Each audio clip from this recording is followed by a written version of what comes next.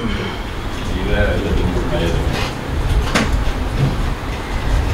monsieur le porte-parole, Mathurin Acha, rédacteur en chef Africa. Actualité politique oblige, en conférence de presse hier, le Parti des démocrates a officiellement, ou je vais dire directement, accusé le régime en place de manœuvrer et son député parrain, M. Soudine, pour bloquer sa participation à la présidentielle du 12 avril 2026.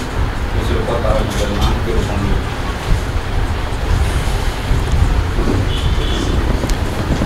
Je vous dirais d'abord, c'est de conviction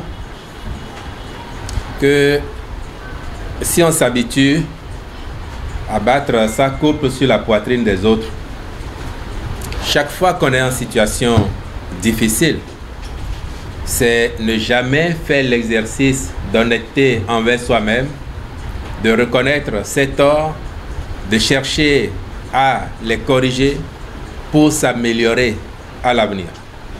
Donc, faites toujours porter la responsabilité de ces déboires aux autres. Ça n'est pas, de mon point de vue, une attitude responsable. Du reste, dans notre pays, nous avons tellement de belles formules que l'on parcourt toutes les civilisations qui traversent le Bénin du nord au sud, de l'est à l'ouest. Nous avons tellement de formules pour résumer ce genre de choses.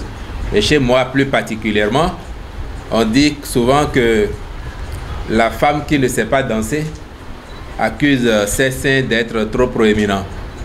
Ou encore, c'est la dent qui s'en allait tomber, qui tombe et qui accuse la patate douce, voire la bouillie, d'avoir causé sa chute. Vous comprenez que face à cette situation, l'on ne partage pas du tout l'approche de nos amis, les démocrates. Au demeurant, chacun a pu lire, et moi j'ai lu comme vous, les différents courriers, que ce soit le test du président Eric Mundete, que ce soit celui du député Sodinou, ou encore la sortie du grand frère Saka Fikara, qui dit qu'en leur sein, il y a des difficultés, il y a des problèmes.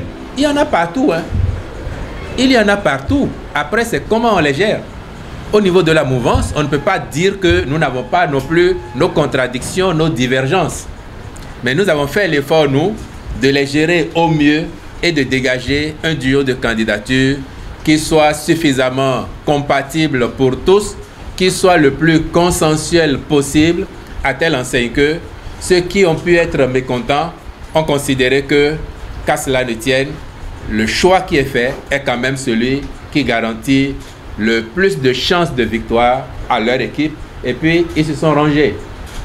Je crois que si en face, les gens n'ont pas eu le doigté de régler leurs contradictions internes avec la même efficacité que nous, ce n'est pas à nous qu'il faut s'en prendre. Il faut chercher où ils ont trébuché plutôt que où ils sont tombés. Et je crois qu'ils sont en train, en accusant la mouvance, ils adoptent la démarche contraire. Toutes les sagesses chez nous disent que quand on a chuté, il faut regarder où on a trébuché, non là où on est tombé. Et donc il ne faut pas qu'ils regardent où ils sont tombés en ignorant où ils ont trébuché, ou encore, comme qui dirait, que le serpent, comment on dit ici? Vous voyez le serpent et vous tapez ça que au lieu de taper la tête là-bas. Bon, bref, je vous ai répondu. Monsieur le porte-parole du gouvernement, le Bénin a déjà assisté à des élections sans la participation de l'opposition, et au regard de ce qui se passe aujourd'hui, tout compte à croire que s'il n'y a pas autrement de situation du côté du député Sodinou, que nous irons encore à la présidentielle sans la participation du principal parti d'opposition parlant du Parti des démocrates. Est-ce que nous ne créons pas un risque équitable des événements de 2019, encore que à cette époque-là, la communauté internationale a déploré les conditions, les circonstances dans lesquelles le scrutin de 2019 s'est déroulé? En 2019, ce qui était en place comme opposition avait dénoncé les réformes politiques intervenues et, je dis, s'était abstenu d'aller aux élections. Depuis, beaucoup doit couler sous le pont. Cette opposition est rentrée dans le rang. Les tests n'ayant pas changé fondamentalement, elle s'y est conformée, a pris part à certaines élections. Et là, si, comme vous dites, à l'arrivée, elle ne peut pas y prendre part, à qui ce serait la faute? À qui la faute? Le gouvernement a joué sa partition de bout en bout. La majorité présidentielle a joué la sienne en faisant ce qui devait être fait. Les tests ont été vus dans les conditions démocratiques, de façon régulière, en la présence et en la participation constante de l'opposition. Nous avons fait en sorte même de sécuriser les élus de l'opposition afin qu'il n'y ait pas de débauchage. La loi l'a interdit. Tout le reste, après, est question de gouvernance interne. Et puis, je viens de vous dire, à la mouvance, nous avons aussi nos contradictions et nos divergences internes. Après, c'est comment nous les gérons pour qu'ils ne s'extériorisent pas, ils ne s'exportent pas et ne nous exposent pas à l'éclatement. Je n'ai de leçons à donner à personne en la matière. Je considère juste que d'autres auront été moins efficaces que nous dans la façon de gérer leurs contradictions internes. Ça existe dans tous les groupes sociaux, hein, dans tous les groupes. Donc après, c'est la sagesse, c'est le doigté, l'efficacité avec lesquelles vous les gérez.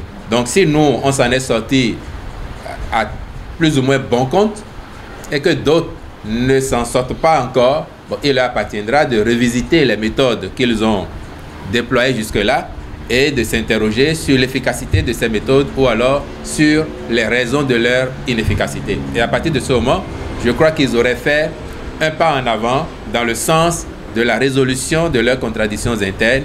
Mais encore une fois, quand on a des problèmes et qu'on ne s'interroge pas soi-même d'abord sur qu'est-ce qu'on a pu mal faire pour en arriver là, et qu'on cherche chez le voisin les causes à ces problèmes, ça n'est pas une attitude, me semble-t-il, qui favorise la résolution durable des problèmes. Bonjour, monsieur le porte-parole. Ici, c'est Frédéric Kassaga, Radio Plus FM. Par rapport à la fiche de parrainage, entre la décision du juge, du tribunal, et la sortie, la décision de la Sénat, est-ce que vous ne pensez pas que le temps a été court quand on sait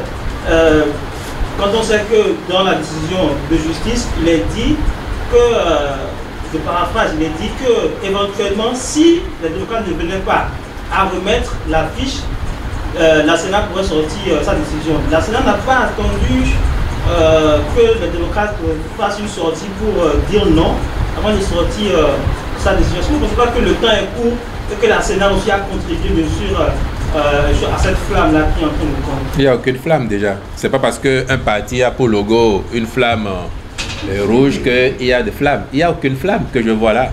Et puis au contraire, moi je vois combien nos compatriotes sont sereins, apaisés. Un parti connaît des difficultés. Peut-être que d'ici à 0 heure, il va les surmonter. S'il ne parvient pas à les surmonter, ce sera sa seule responsabilité. Je ne connais pas la cuisine interne de la Sénat. Par contre, vous dites la décision de justice est allée vite. En l'espèce, il faut savoir que les procédures de référé ont ceci de particulier qu'elles vont vite, parfois à la minute près ou à l'heure près.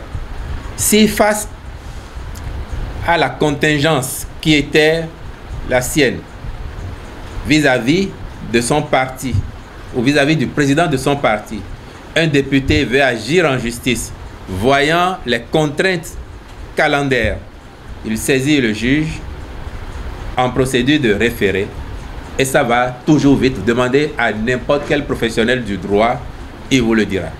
Donc de ce point de vue-là, moi je n'ai pas de commentaire particulier à faire que de constater que les instances ont joué leur partition.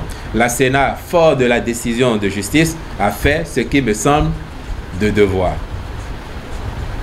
Est-ce que le timing est parfait? C'est-à-dire le timing de la sortie de la Sénat. La Sénat n'a pas attendu que les démocrates... Vous connaissez le siège de la Sénat?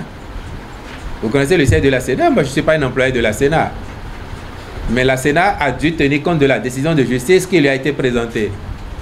Le reste, il n'y a pas de commentaire là-dessus. Maintenant, si vous pensez qu'un timing est trop juste, vous allez là-bas, vous leur demandez comment vous avez fait ou pourquoi vous avez agi aussi vite en respectant la décision de justice. Madame. Alors, monsieur le porte-parole, bonjour. En fait, beaucoup de personnes craignent actuellement qu'il n'y ait que 2 duos qui soient retenus par la Sénat finalement pour l'élection présidentielle de 2026. Est-ce qu'avec 2 duos, il y a une possibilité pour qu'il y ait élection présidentielle ben, avec 2 duos, pourquoi pas, ça fait un duo contre un duo, non? S'il y en a 2, s'il y en a 3, s'il y en a 5 qui sont qualifiés, les 5 iront aux compétitions. J'ai toujours dit que participer à une élection, c'est un droit certes, mais c'est aussi une faculté. Après, et remplir les conditions pour y prendre part, c'est une formalité substantielle à accomplir. S'il y en a qui remplissent les conditions, il n'y a aucune raison qu'ils ne puissent prendre part aux élections. Ceux qui ne remplissent pas les conditions, vous ne demanderez pas, en fraude à la loi, de les habiliter à prendre part à l'élection. Et donc, en l'espèce, moi j'attends, vous avez peut-être une boule de cristal pour lire qu'il y en aurait 2 ou 3. Moi j'attends que la décision de la Sénat arrive après qu'elle aura étudié les dossiers des différents duos qui ont déposé et qui ont fait un tour chez elle. Et il me semble qu'il y en a un dont on a entendu au moins que le dossier était incomplet et qui avait 72 heures, lesquelles expirent ce vendredi à minuit pour compléter son dossier et le mettre à jour. Pourquoi vous anticipez que ce parti-là ou ce duo ne réussirait pas à régulariser son dossier? Moi, je suis prudent. Peut-être même que c'est une diversion de ce parti pour nous endormir, nous autres, et nous faire croire que nous sommes en roue libre, alors que nous, notre candidat, il est prêt depuis, il est à l'échauffement et il attend qui viendrait l'affronter. Peut-être qu'on fait ça aussi pour nous endormir et nous dire, bon, c'est vrai, vous avez pris une longueur d'avance sur nous, parce que pendant 1 mois et demi, vous avez occupé l'espace seul, en ayant désigné votre duo très vite, alors que nous, on réfléchissait encore, on ne savait pas comment faire, et qu'ils cherchent à rattraper leur retard, et à 23h58, 59, ils vont vous dire, maintenant, voilà, notre dossier est régularisé. Nous, nous sommes prudents, et nous attendons.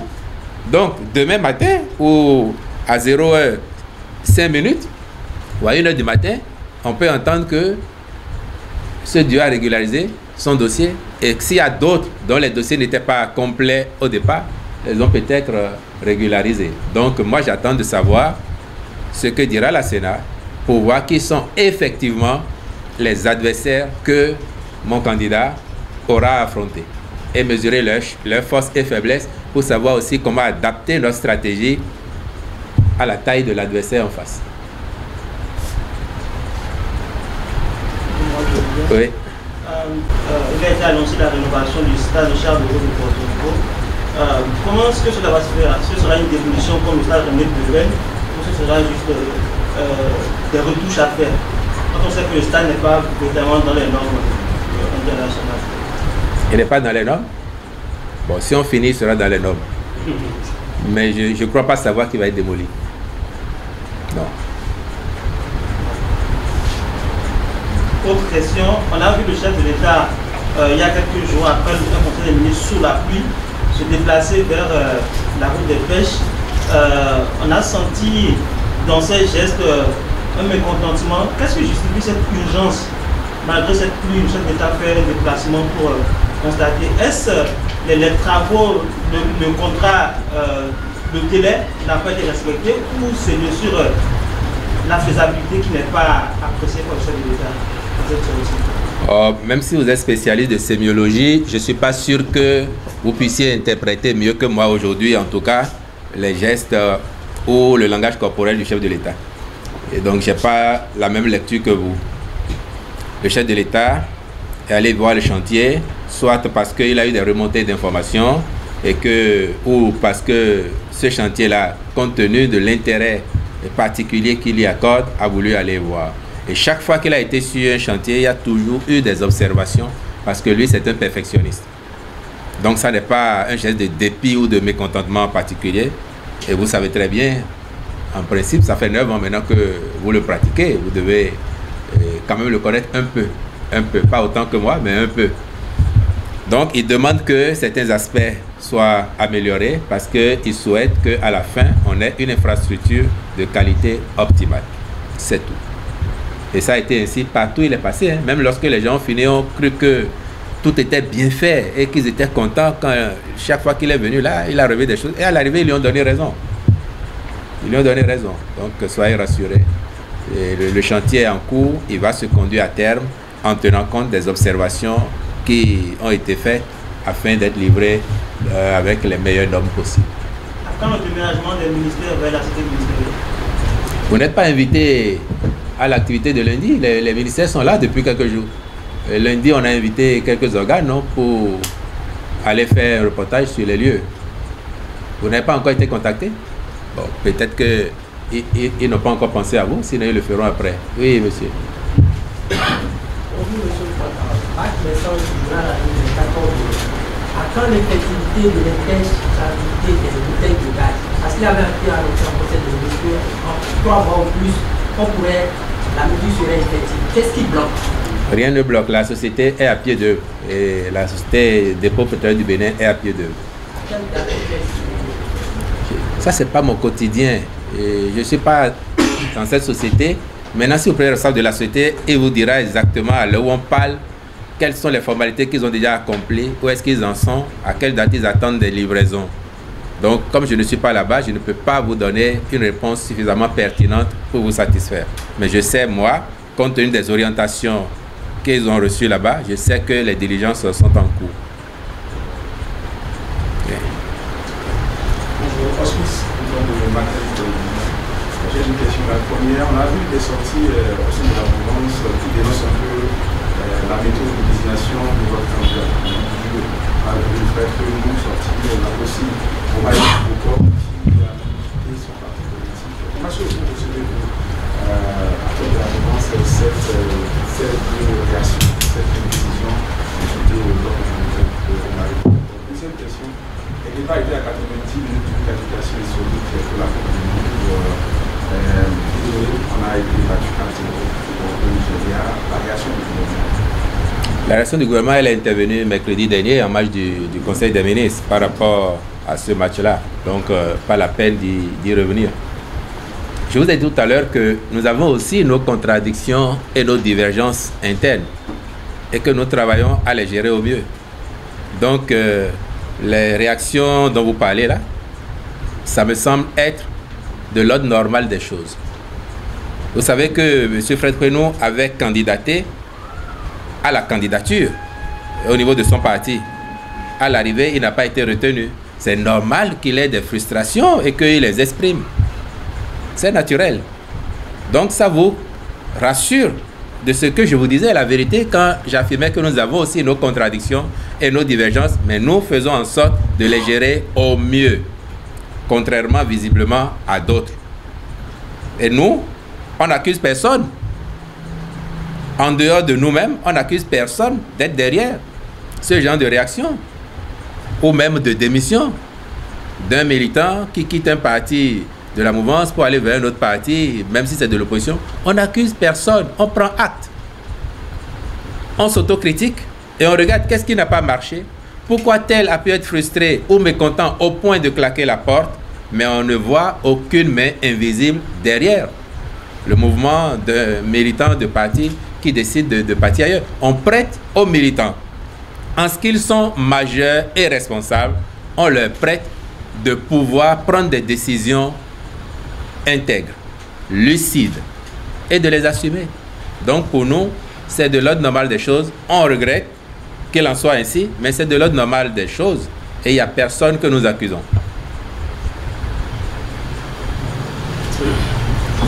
Merci, porte-parole du gouvernement. Pourquoi Macron il est prévu la construction d'un stade à Parakou?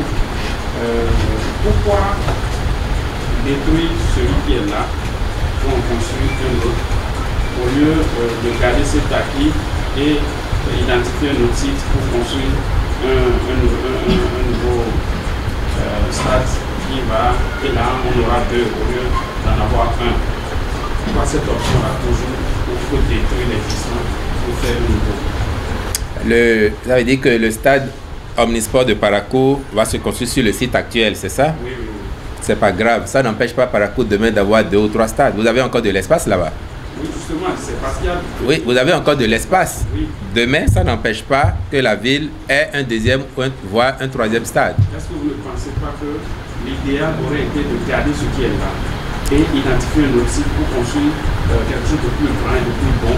Et ceci sera un acquis, ça peut être un stade secondaire. Les mathématiciens auraient dit ça dépend de l'ensemble dans lequel vous agissez. Les réalités ne sont pas les mêmes selon qu'on se trouve dans l'ensemble N, dans l'ensemble R ou autre.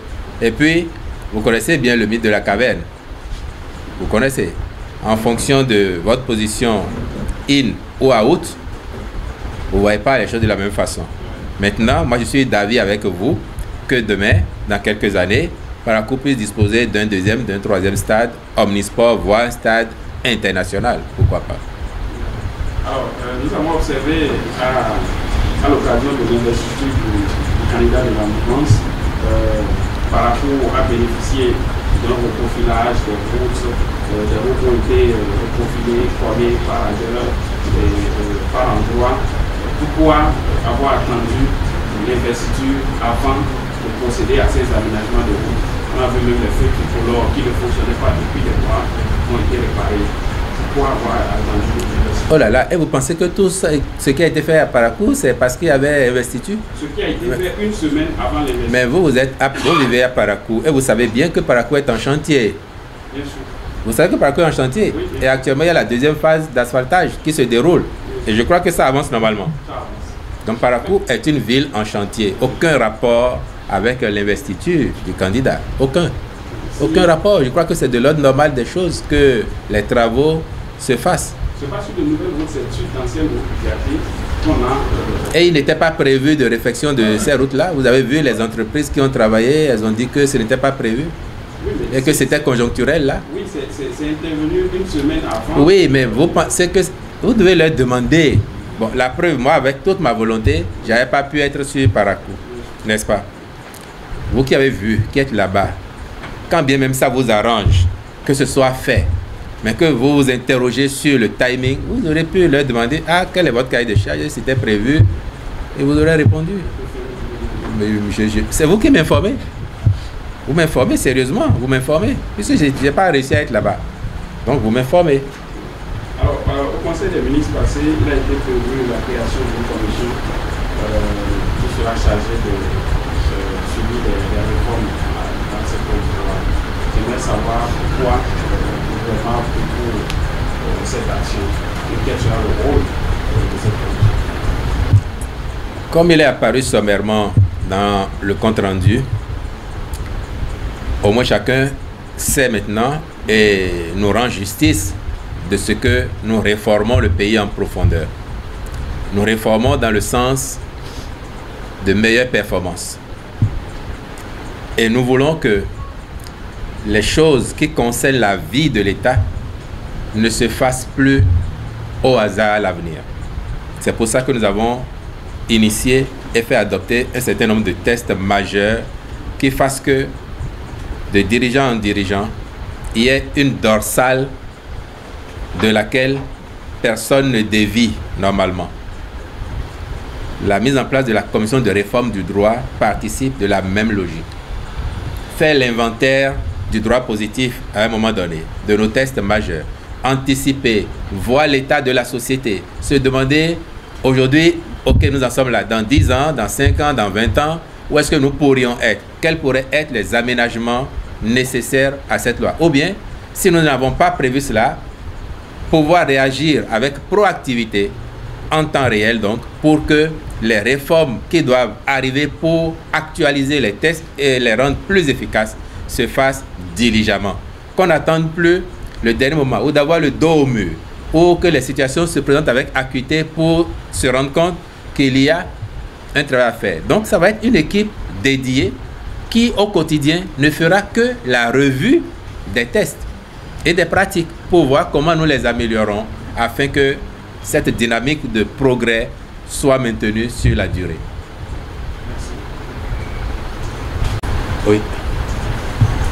Je m'appelle Amoussa, je suis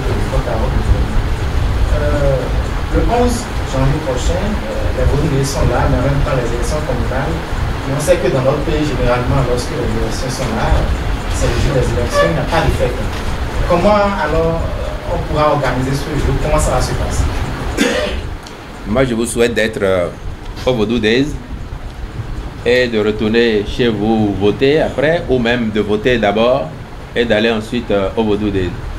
Les Vodou Days, ça va être la 3e édition. Je vous assure que ça va être une très belle fête et ça n'empêchera pas que les élections se tiennent. La campagne électorale aurait été achevée le vendredi, jour d'ouverture des Vodou Days, parce que c'est le 2e week-end du mois de janvier. Et puis le dimanche, c'est l'élection, Vodou Days s'achève. Il y aura certainement des activités, des manifestations encore dans Ouida. Mais c'est Ouida sur l'ensemble du pays. Et je suis convaincu que chacun aura exprimé son devoir citoyen ou aura pris les dispositions pour, juste après Ouida, aller exprimer son devoir citoyen. C'est le calendrier qu'il a voulu. Et nous allons faire l'expérience et nous analyserons ensuite pour voir est-ce que la juxtaposition des deux événements a été bien gérée. Sinon, qu'est-ce que nous faisons au cas où ça viendrait? Et on peut même anticiper pour voir en quelle année on aurait encore un tel scénario. Et donc d'ici à là, qu'est-ce que nous faisons pour que l'un n'empiète pas sur la qualité de l'autre et que tout se passe bien pour tout le monde. Oui, monsieur au fond. Bonjour, monsieur le porte-parole. La Sénat a rendu publique la liste des jeunes candidats d'enquête. Après avoir contacté quelques responsables politiques de la mouvance présidentielle, ils révèlent qu'ils ne reconnaissent pas ce duo-là en tant que partisan politique. Alors que le duo Mouessa Bello, au moment du dépôt de leur dossier, a affirmé ou a révélé à la presse qu'il est en train de multiplier les stratégies pour faire gagner les élections de 2026. Ceux qui vous ont dit qu'ils sont de la mouvance présidentielle, alors que le 31 août, lorsque la majorité présidentielle a annoncé son candidat, elle a pris soin de préciser que c'est son candidat unique. On a ajouté l'adjectif unique. Candidat unique à la présidentielle de 2026. Donc si quelqu'un vient à vous et vous dit je suis de la mouvance présidentielle, d'abord vous lui demandez il est encarté auprès de quel parti, il faut qu'il vous fasse la preuve de son appartenance à un parti. Maintenant, il peut appartenir à un parti politique et avoir une entreprise solitaire, aller déposer, mais est-ce qu'il a les parrainages? Si le parti ne lui a pas donné de parrainage, donc le parti n'est pas responsable de la démarche que ce duo aurait accompli en se présentant à la Sénat. Et puis, on attendra de voir, encore une fois, quand la Sénat aura fini d'étudier les dossiers, de voir que ceux qui sont à jour et ceux qui ne sont pas à jour. Et si d'aventure, ce duo qui dit se réclamer de la majorité présidentielle dit vouloir multiplier les stratégies pour nous faire gagner, et nous savons bien qu'on n'a pas besoin de stratégies complémentaires en dehors de celle qui est déjà mise en œuvre autour de notre candidat unique, M. Romuald Wadaï, pour gagner. Si à la fin, la Sénat sort une décision et que vous voyez que ce duo a les parrainages, en ce moment, vous irez voir les responsables de partis qui vous ont dit ne pas le reconnaître et vous leur demanderez comment ça s'est fait qu'ils aient réussi à avoir des parrainages. C'est aussi simple que ça, mais le gouvernement ne pense rien de cela. Monsieur le porte-parole. Oui, monsieur. Est-ce que l'État doit à des prestataires? Si l'État doit des prestataires, tous les jours, dans tous les pays du monde, l'État doit des prestataires. Si vous faites le point de la dette à l'heure où nous parlons, il y a des gens qui ont des créances sur l'État, au plan interne comme au plan externe. C'est pour ça qu'on parle de dette intérieure et de dette extérieure. Et il y en a qui se plaignent. Est-ce que vous avez écho de cette... Ils se plaignent de quoi? Du fait que depuis plusieurs années, ils n'ont pas de retour par rapport Des années. Des années, dites-vous. Ils ont fait quelles prestations? Et ça date de quelle année, par exemple? Pour qu'on se situe bien. Il y en a entre-temps qui évoquaient le fait qu'il y ait des prestations de voyage. Hier? Des agences de voyage. Oui.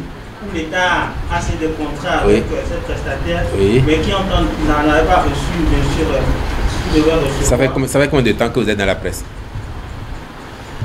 À peu près. 6 ans. 6 ans. Bon, vous avez raison, parce que on a soldé la question des agents de voyage, donc un peu avant votre arrivée dans la profession. Parce qu'il y avait beaucoup de pagaille. On faisait engager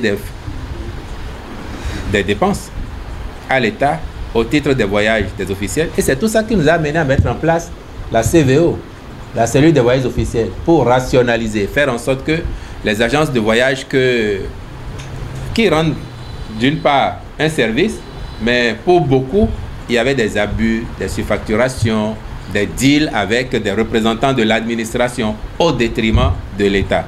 C'est tout ça qui nous a conduit à cette réforme-là. Donc s'il y a encore des gens qui ont existé avant et qui vous disent qu'ils ont des créances sur l'État, vous leur dites d'aller là où ils peuvent porter ce débat-là. S'ils n'ont pas eu les explications de pourquoi l'État, le gouvernement, ne s'est pas penché ou bien n'a pas payé ce qui leur serait dû, qu'ils aillent là où ils allaient avant et qu'on leur explique pourquoi il en est ainsi.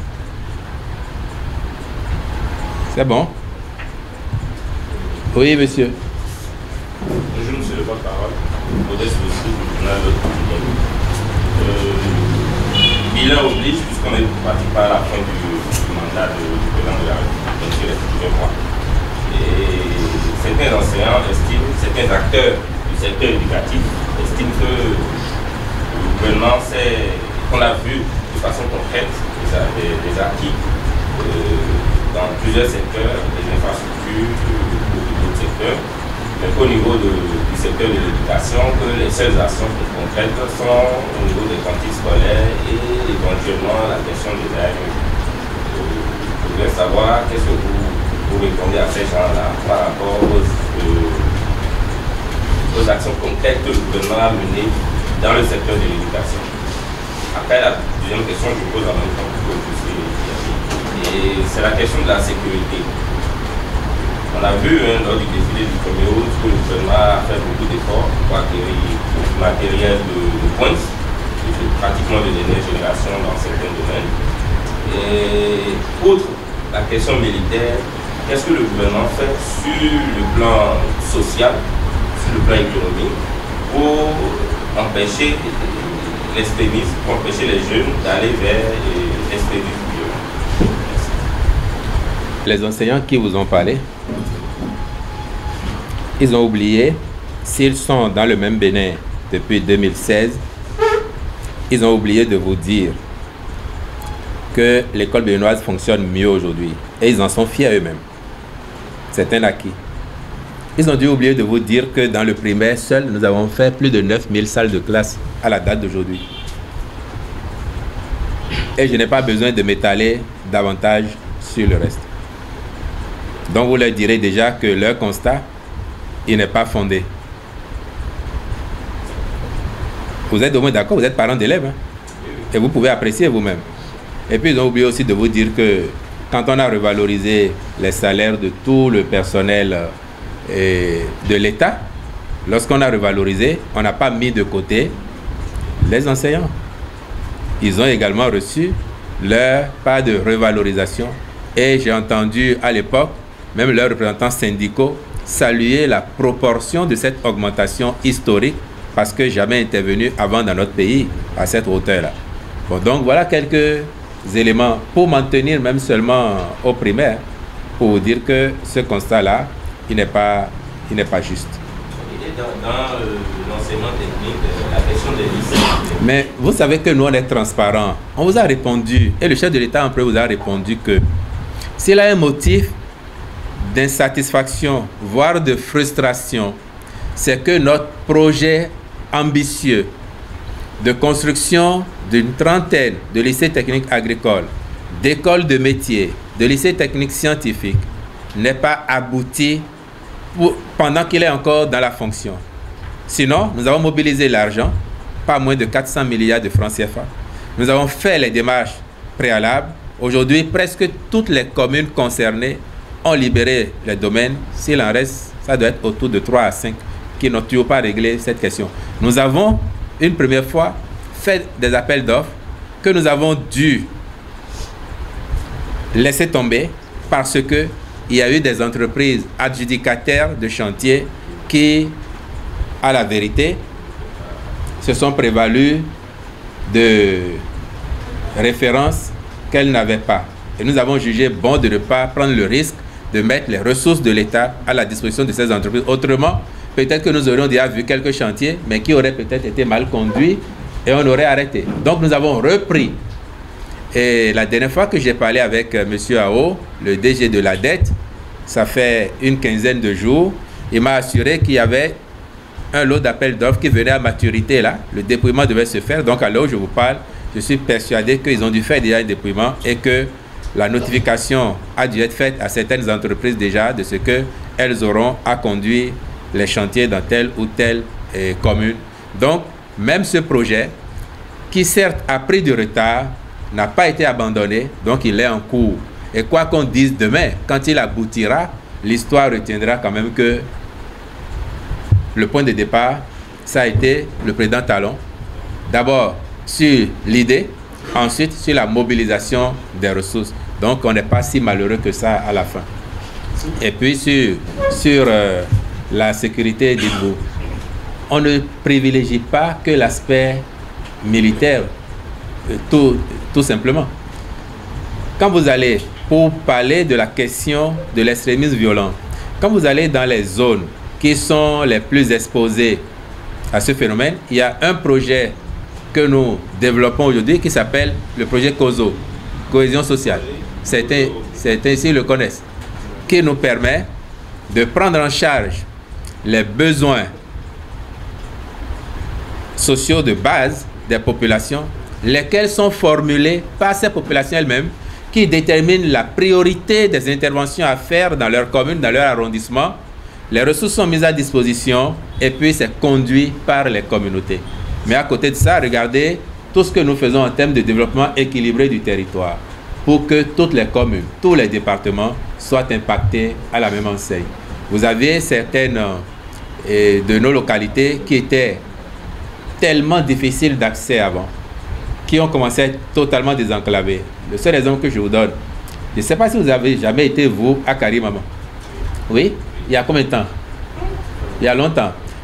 Comme vous, j'y ai été en tant que reporter avant, et nous qui avions eu la chance, c'est relatif, hein, d'y aller en temps de pluie, et il ne me démentirait pas, Bok, si vous quittez Guinée pour Karimama en temps de pluie, à l'époque, c'est un parcours du combattant.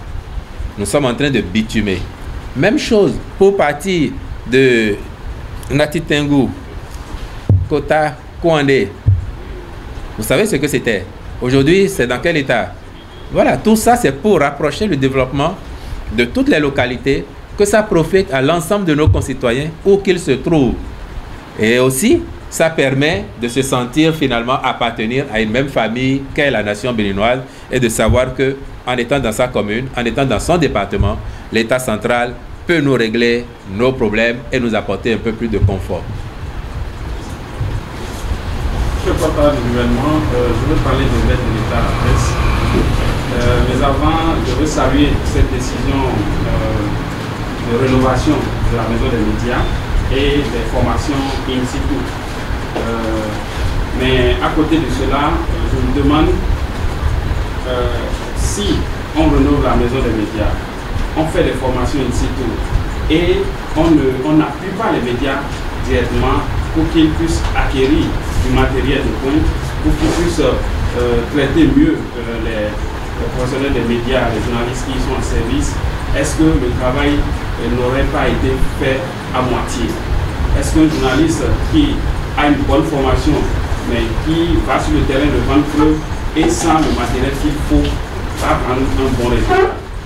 Donc, tout en saluant l'effort qui est fait, j'aimerais savoir ce qui est prévu pour les médias eux-mêmes, même si ce n'est pas dans le format ancien que nous connaissons tous comment il était, qu'on puisse voir dans quelle mesure revoir vraiment ce format pour qu'on puisse assister les médias, parce que nous, comme producteurs de médias, c'est vraiment difficile pour nous de pouvoir parvenir à supporter tout ce qu'il y a comme charge fiscale, charge salariale, charge de fonctionnement de nos entreprises.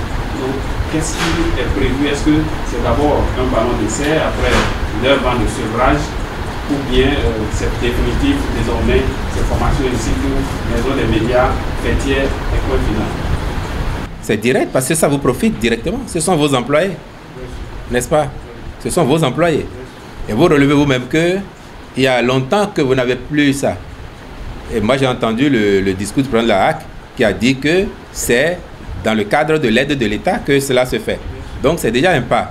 Maintenant, si vous posez votre problème en ces thèmes-là, vous autorisez les émigrants dans Cotonou à dire au gouvernement: oui, tu fais de belles routes dans Cotonou maintenant, mais après il faut que tu m'achètes aussi une moto électrique peut-être. Il faut que tu me subventionnes pour que j'ai une moto. C'est du même ordre. Ou bien que le soudeur du coin, qui lui n'a pas eu la chance de faire Arche Formation, parce qu'ils sont aussi nombreux qu'on n'a pas encore impacté tout le monde, que le soudeur aussi dise: bah, venez m'installer mon atelier. Ah, c'est pas du même ordre. Vous pensez? Tous les métiers sont importants pour la République. Hein? Chacun, quel que soit ce qu'il fait, apporte sa contribution au bien-être global du pays. C'est ce que j'ai dit trivialement. Entre la bouche, la main et l'arrière et le ventre, qui est le plus important? Tous sont importants. Parce que si la main refuse de faire ça, la bouche n'aurait rien à traiter. N'est-ce pas? Si la bouche reçoit et refuse de descendre, l'estomac n'aurait rien à traiter. Si l'estomac reçoit et que celui qui doit sortir refuse de sortir, vous allez tomber malade. Donc chacun est important, quel que soit le domaine dans lequel il est. Et c'est pour ça que, pour tenir compte de l'équilibre général et du souci d'apporter un peu plus à chacun, on doit toujours faire attention aux moyens dont nous disposons et voir dans quelle proportion on apporte aujourd'hui à tel, demain à tel autre. Et je me réjouis avec vous de constater qu'il y a un pas en avant qui est fait. Après, on va tous travailler à ce que le pays s'enrichisse davantage et que ce que le gouvernement, l'État peut faire pour que les médias s'épanouissent, ils le fassent, pas forcément en termes de leur apporter du financement direct. Peut-être que demain, ça va être des équipements, en plus de ce que la HAC fait déjà, et que la maison des médias va accompagner. Peut-être que ça va être des équipements ou bien négocier encore pour avoir d'autres types de formations pour vous, qui soient plus longues, plus qualifiantes que les formations in situ, pourquoi pas. Toute chose qui améliorerait les prestations de la presse et l'amènerait à mieux contribuer au développement global du pays. C'est en cours. Bonjour monsieur.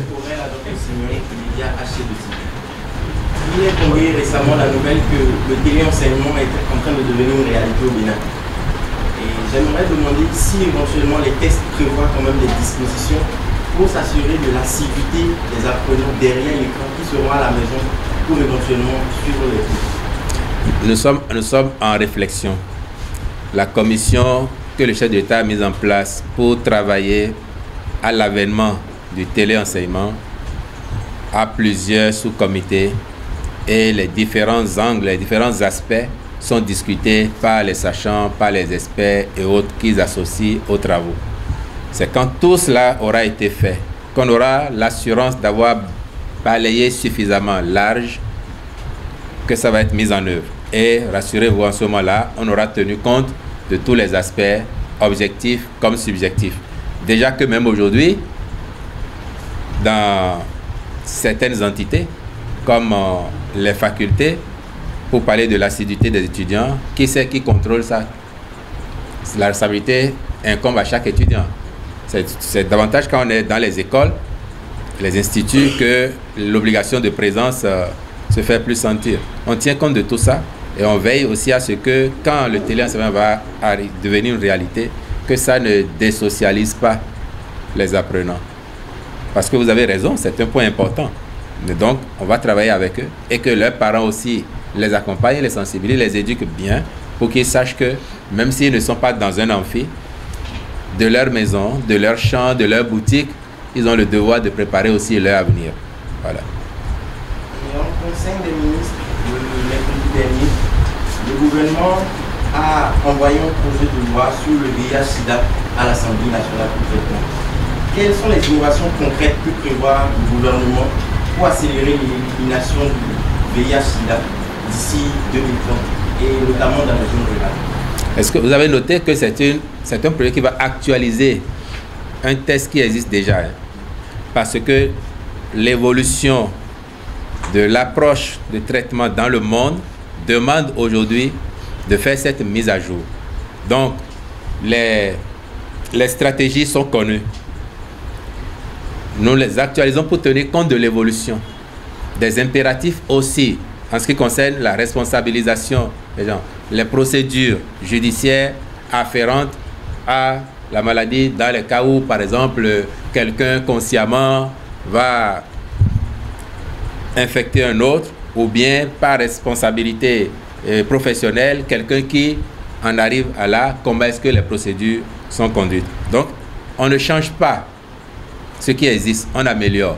Et je crois que, pour le deuxième pan de votre question, le ministère de la Santé, les structures associées, donc les spécialistes, ils ont un plan qui se déroule dans notre pays depuis, qui fait que nous avons quand même un niveau de maîtrise assez encourageant de la pandémie, et nous avons comme devoir de veiller à ce que ce soit maîtrisé et que cela diminue au fur et à mesure jusqu'à éradication si la science évolue et permet d'y arriver demain.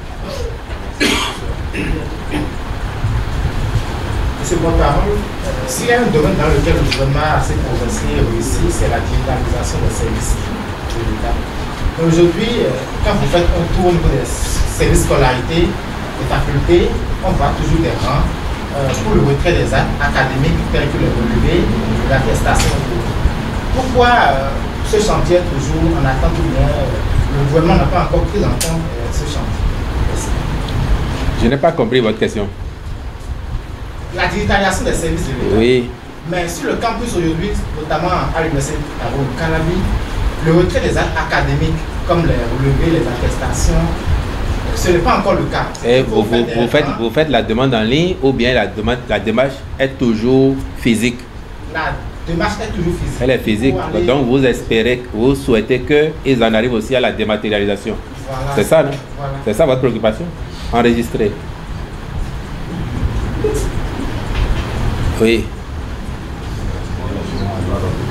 Je suis Marius Sosala, de la ma préoccupation va sur le plan politique.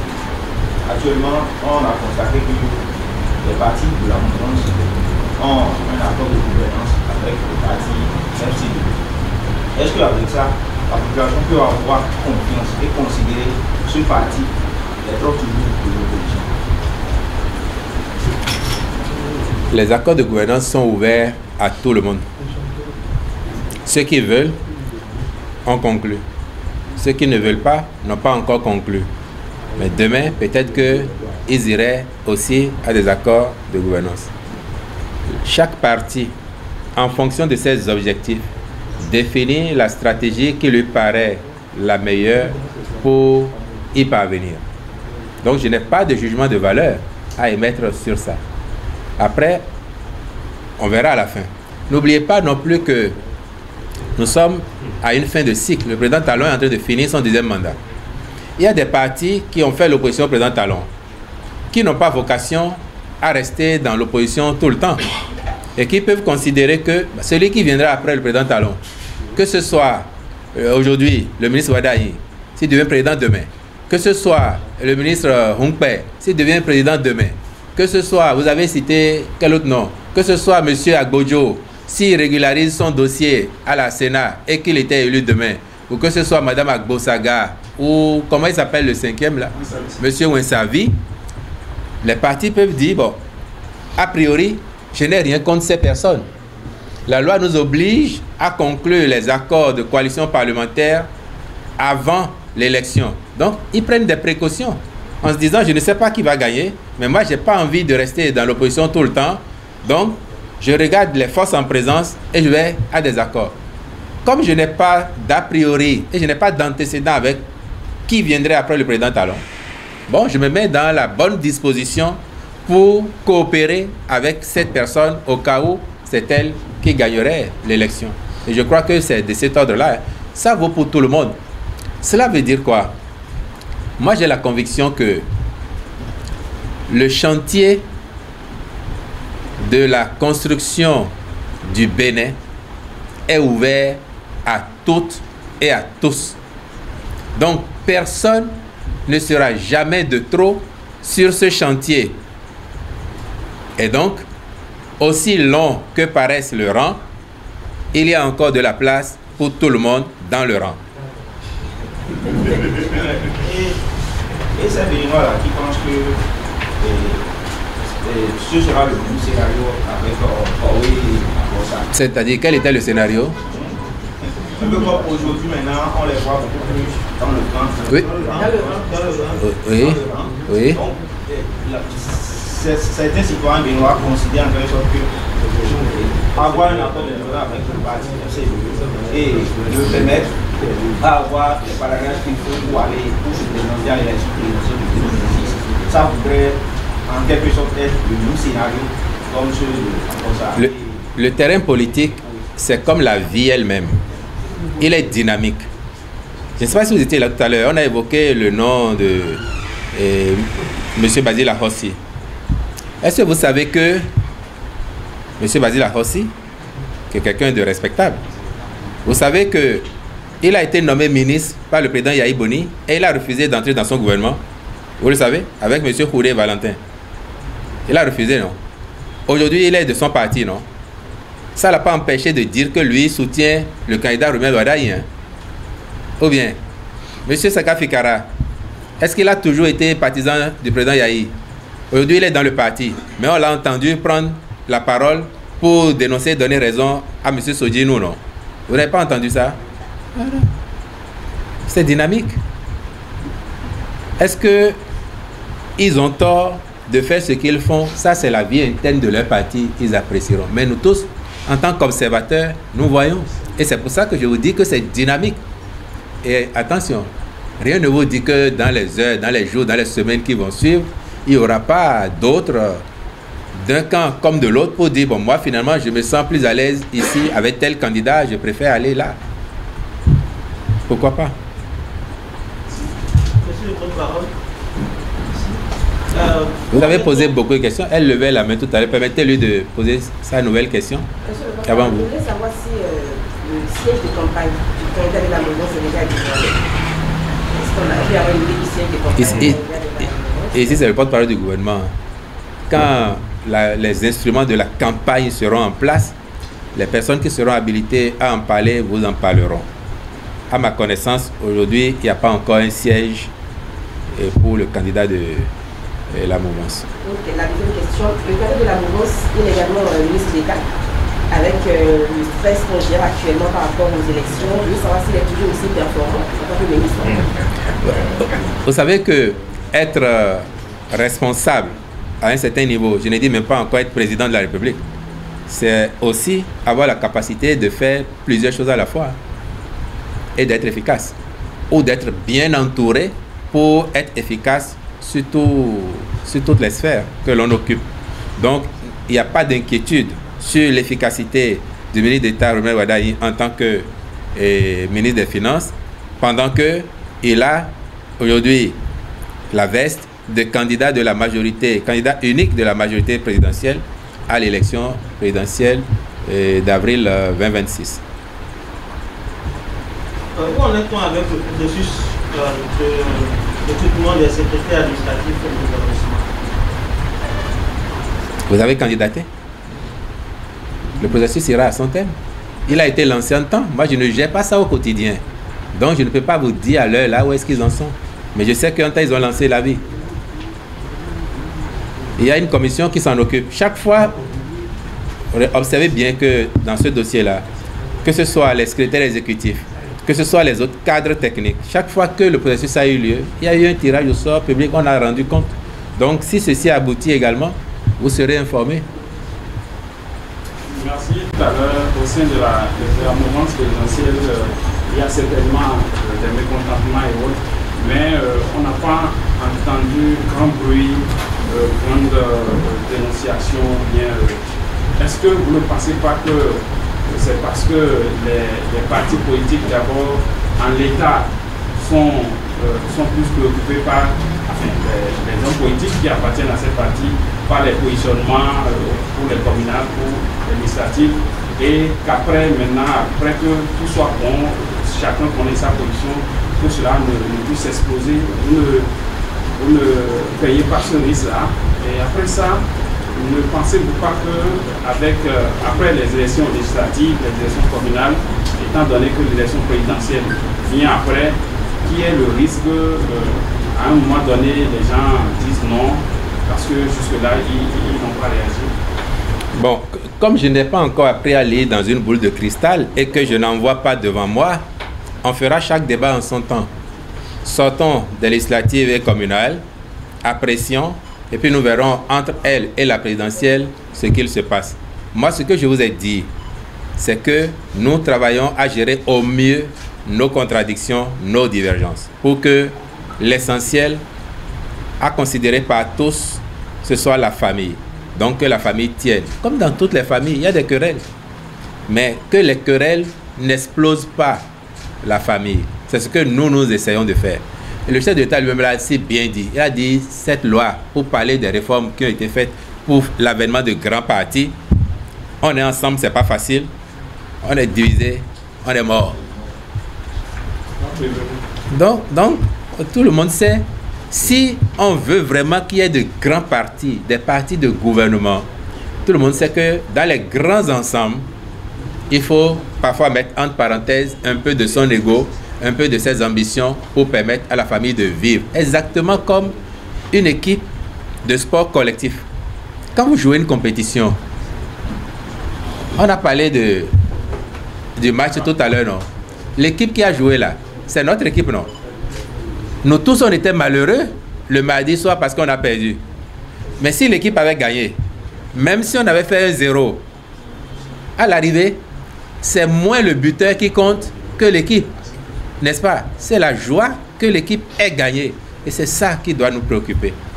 La même logique vaut au niveau national.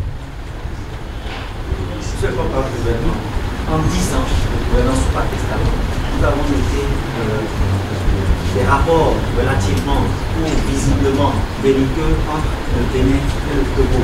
En 10 ans, il n'y a jamais eu de visite officielle de Patrice Talon à Lomé, sauf le début de sa prise, sauf au début de sa prise. Fort Yassingé n'a jamais effectué de visite officielle ici au Bénin. Nous avons appris et entendu, j'allais dire, les propos du chef de l'État quand Rekia Madougou a été interpellé. Il a établi une relative complicité entre elle, notamment, et le chef de l'État togolais. Aujourd'hui, que peut-on dire des relations que les deux chefs d'État entretiennent? Au beau fixe. Ce n'est pas loisible de dire qu'il n'y a pas de limité même entre les deux. Moi, je n'ai pas connaissance de ce que vous dites. Ce que vous voyez, moi, je n'ai pas vu. Et je sais que les relations sont au beau fixe. À telle enseigne qu'il y a quelques mois, j'ai même entendu un éminent ministre togolais saluer les prouesses du gouvernement béninois. Hein. Vous n'avez pas vu ça, vous? Vous avez vu, non? Bon, donc, considérez que les relations sont au beau fixe. Tout va bien. Vous aurez souhaité le contraire, alors? Non, pas du tout. Vraiment? Non, non, tout va bien. Tout va bien. Ne considérez pas de petites querelles qu'il peut y avoir pour conclure que rien ne va entre les pays. Les États sont en compétition. Nous avons envie d'être premiers en tout. Tout ce qui est bien. Les Togolais ont aussi envie d'être premiers, comme les autres qui nous entourent, et même ceux qui sont loin. Donc, à cette allure-là, si chacun veut être premier, il faut bien se battre parfois pour s'imposer. Bon, se bagarrer sans déchirer les habits, bien sûr, comme aurait dit l'autre. Bon, mais nous, on travaille à être premiers parce qu'on a envie d'être les meilleurs en tout ce que nous faisons. S'il faut dépasser tous les autres États autour de nous, oui, nous travaillons à cela. Mais votre observation ne vaut pas que pour le Togo. Combien de chefs d'État avez-vous vu ici pendant les 10 ans? Le président Talon a considéré dès le départ qu'il nous fallait faire de la salubrité, mettre notre pays aux normes, plutôt que d'être tout le temps sur l'extérieur. Donc, priorité à la politique domestique, asseoir les bases du développement du pays, le rendre crédible. Et puis maintenant, avec le temps, ben, peut-être que d'autres présidents viendront et tous les 6 mois ou tous les 3 mois, il y aura une visite d'un chef d'État étranger au Bénin. Nous avons fait dans la sobriété, dans la rationalisation, et ça ne veut pas dire qu'avec tel ou tel en particulier, nous avons de mauvaises relations. Oui. Bonjour, je suis le porte-parole du gouvernement. Déjà, oui, moi, que les travaux de la Guinée à la Léon du Marie, les populations et situées en emprise ont été déguerpies. Et je voulais demander qu'en est-il de leur développement? Ça fait partie du projet, comme de tous les autres projets. Si elles n'ont pas encore été indemnisées, il faut les rassurer. Ça va être fait parce que c'est une composante du projet. Au moins, le chantier a commencé et les populations voient qu'enfin, le bitume arrive là où on ne l'avait jamais vu depuis 1960. Ça, c'est un acquis. Pour ce qui est de leur intérêt personnel direct, donc les indemnisations, c'est prévu et ce sera fait. Également, la même préoccupation pour la bulletine qui ont des restes, c'est réalisé depuis les années. Et qu'on reprend là. Tout à l'heure, nous parlons de la question des dédommagements Les dédommagements, depuis que ça a été fait avant ou bien de la reprise? Mais au moment où ça avait été fait, est-ce que c'était prévu? Les dossiers sont remontés jusqu'à l'heure où nous parlons de population. Oui, je demande si au moment où ça avait été fait, parce que je ne connais pas l'économie de ce dossier, est-ce qu'il y avait cette dimension là-dedans? Ah oui. Si c'est le cas, c'est actualisé maintenant, non? Les travaux ont repris sur cette bretelle déjà? Donc ça va être fait. C'est l'entreprise Adéoti qui est là-bas, non? Oui, ça va être fait. Soyez rassurés. Lors de la dernière visite du chef de l'État, il a visité le nouveau palais de Rial et la Ghani a eu dessus aussi. Et il a fait des observations. Et jusqu'à l'heure, nous parlons, l'empereur a intégré la reine également. Et les travaux de correction n'ont pas commencé. J'ai demandé quand. Il n'y a même pas de quand. Ils vont être faits au plus vite. Parce que les instructions sont claires. Si il ne tenait qu'au chef de l'État même, on n'aurait pas fait la Ghani là, hein, sur le site. Parce que lui, tellement perfectionniste, il voulait que tout soit corrigé avant. Bon, je crois que finalement, les discussions avec l'empereur et autres l'ont convaincu de ce qu'il fallait quand même laisser se faire. Et puis, les corrections vont intervenir après. C'est prévu, les instructions ont été données aux différents ministres concernés, avec comme chef de file le ministre du cadre de vie, le ministre du tourisme. Donc, soyez rassurés que les corrections seront apportées. Alors, lors de cette même visite, il a annoncé l'aménagement de l'axe qui sert de parcours rituel lors de la Ghani. Je vais demander aux populations pour la question de savoir est-ce que ce projet aura lieu. Le chef d'État a annoncé, non? Quand il annonce, il fait. Avec lui au moins, on sait que quand il annonce, il fait. Maintenant, il a annoncé, mais il faut faire des études autour pour voir comment on conduit, pour que ça rentre en harmonie avec ce qui est déjà là, sans remettre en cause l'équilibre de tout cet environnement. Mais à partir du moment où il a fait l'annonce et il a fait la promesse à l'empereur, vous savez très bien que vous n'avez pas de raison d'en douter. Et vous devez être ses porte-parole auprès des populations pour leur dire que ça va être fait. Si on a pu faire déjà le palais, l'arène et tout autour, bon, ce qui vient, c'est comme une goutte d'eau à côté de l'océan. Alors, la dernière question, en sommes-nous par rapport à la loi reconnaissant l'architecture traditionnelle? La loi n'est pas votée, promulguée. Il ne reste que la mise en œuvre de la Chambre, n'est-ce pas? C'est en perspective.